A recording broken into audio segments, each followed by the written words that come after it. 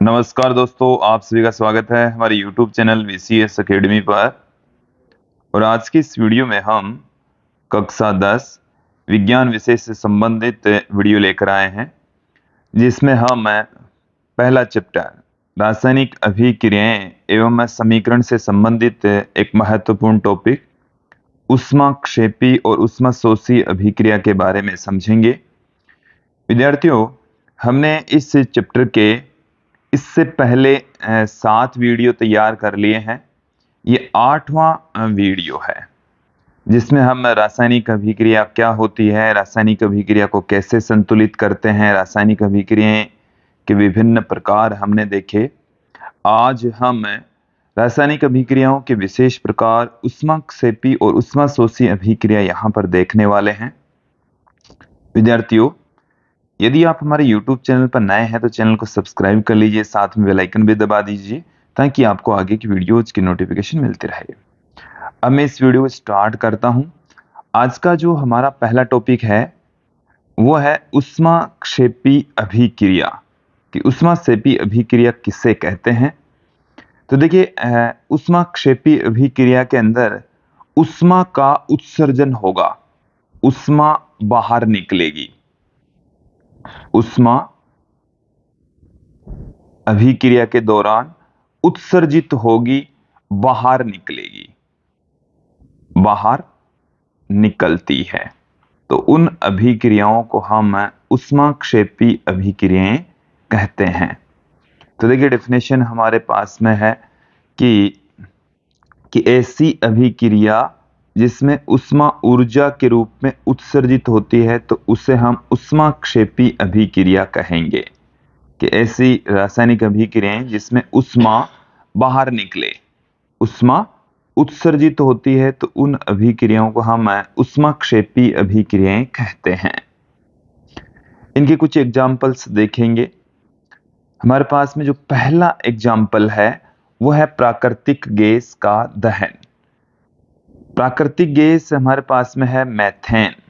देखिए, यहां पर आप ध्यान देंगे, ये CH4 है, ये है मेथेन। और इस गैस का हम दहन देखेंगे। दहन हमेशा ऑक्सीजन गैस की उपस्थिति में होता है, ऑक्सीजन गैस की उपस्थिति में होता है। तो CH4 जिसे हम मेथेन कह रहे हैं, ये ऑक्सीजन की उपस्थिति में क्रिया करके CO2 का निर्माण करता है, जिसे हम कार्बन डाइऑक्साइड कहते हैं। तो यहाँ पर कार्बन डाइऑक्साइड बनती है, साथ में जल का निर्माण होता है। इसके अलावा ऊर्जा का भी उत्सर्जन होता है, जल भी बनेगा और कुछ ऊर्जा बाहर निकलेगी, ऊर्जा उत्सर्जित होगी। तो ये जो अभिक्रिया है ये हमारे पास में है ऊष्माक्षेपी अभिक्रिया। तो इस अभिक्रिया को हम ऊष्माक्षेपी अभिक्रिया कहते हैं। ओके, तो यहां तक आपको समझ में आ जाना चाहिए। नेक्स्ट एग्जांपल की ओर बढ़ते हैं। देखिए, श्वसन की जो प्रोसेस होती है ये भी एक ऊष्माक्षेपी अभिक्रिया होती है। कि हम ये जानते हैं कि श्वसन के दौरान जब मानव श्वसन करता है तो उसमें ऑक्सीजन गैस काम में आती है और CO2 गैस बाहर निकलती है। देखिए, यहाँ पर हमने एक अभिक्रिया दिखाई है, इसमें ये ऑक्सीजन गैस काम में आ रही है, CO2 गैस बाहर निकल रही है। तो ये एक्चुअल में क्या है, श्वसन के दौरान ऊर्जा का उत्पन्न होना। श्वसन की प्रक्रिया के दौरान ऊर्जा बाहर निकलती है, ऊर्जा का उत्सर्जन होता है।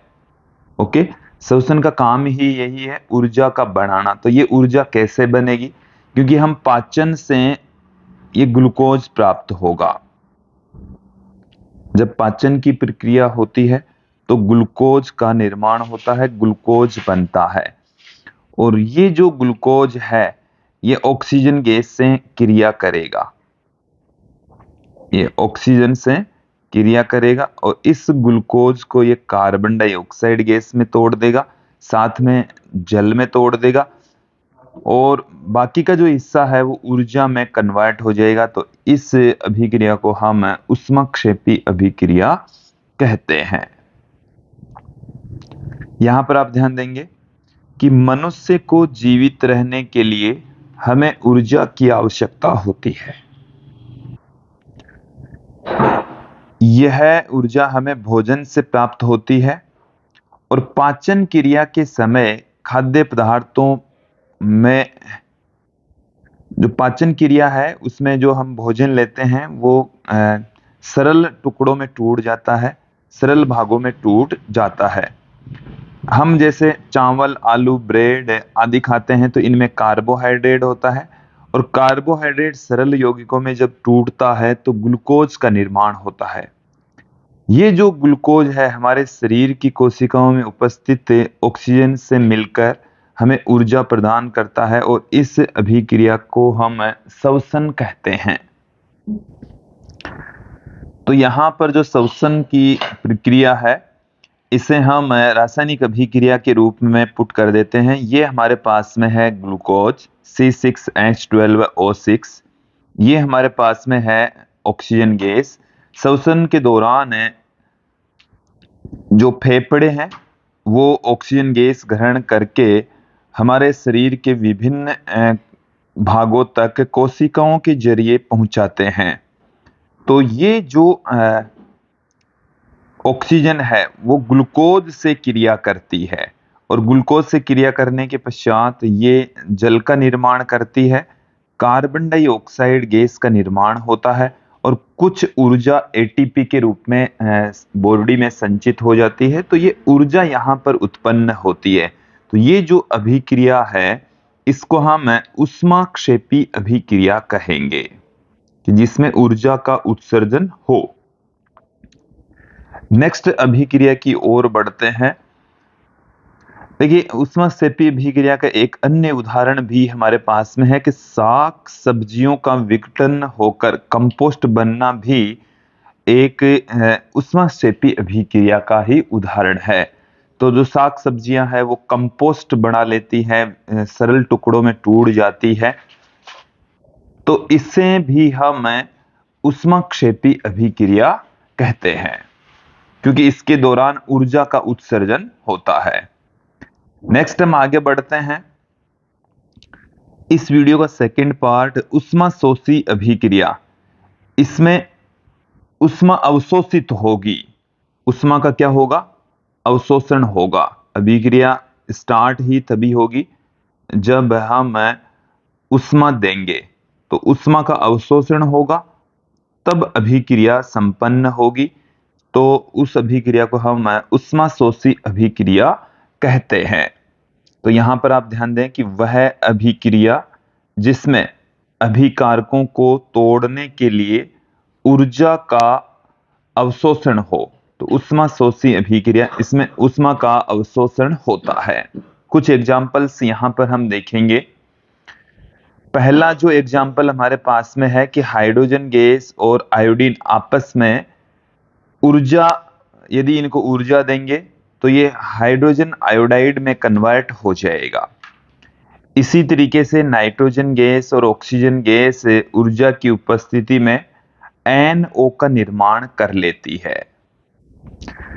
एक अन्य उदाहरण भी मैं आपके पास में रख देता हूं कि हमारे पास में यह है CaCO3 कैल्शियम कार्बोनेट, और कैल्शियम कार्बोनेट को जब गर्म किया जाता है तो ये CaO में कन्वर्ट हो जाएगा, कैल्शियम ऑक्साइड में कन्वर्ट हो जाएगा, साथ में CO2 गैस बाहर निकलेगी। ये हमारे पास में है चूने का पत्थर। हमने पिछले वीडियो में भी क्विक लाइम इसको हम कहते हैं, चूने का पत्थर। और जब इसको गर्म करते हैं तो ये देखिए जो आप ट्रायंगल दिखा रहे हैं ये ऊष्मा का ही सिंबल है, तो ये कैल्शियम ऑक्साइड में कन्वर्ट हो जाएगा। ये हमारे पास में चूना बन गया है, बिना बुझा हुआ चूना, बिना भुजा हुआ चूना, बिना भुजा चूना। और ये साथ में यहां पर CO2 कार्बन डाइऑक्साइड गैस बाहर निकल जाती है। तो ये भी एक सिंपल सी अभिक्रिया है जिसमें हम ये समझ सकते हैं कि CaCO3 को जब हम ऊष्मा देंगे तो ये CaO और CO2 के अंदर कन्वर्ट हो जाएगी। तो ये एक उष्माशोषी अभिक्रिया का उदाहरण है। विद्यार्थियों, आज के लिए इतना ही। नेक्स्ट वीडियो में हम फिर मिलेंगे, जिसमें हम विकृत गंधता और संक्षारण के बारे में विस्तृत अध्ययन करेंगे। आज के लिए इतना ही। धन्यवाद।